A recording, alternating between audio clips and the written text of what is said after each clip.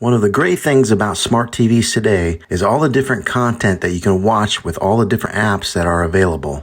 In today's tech video, I'm going to show you how to download apps on your Philips smart TV.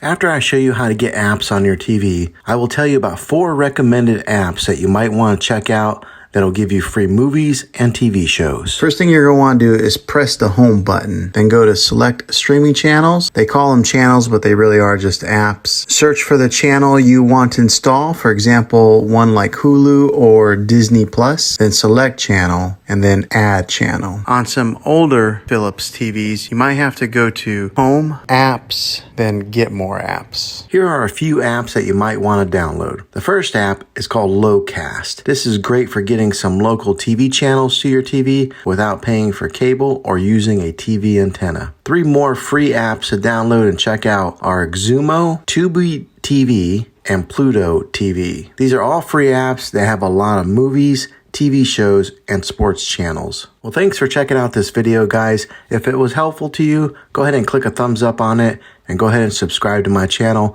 I make tech videos all the time, and I would love to have you back in the next one. Take care.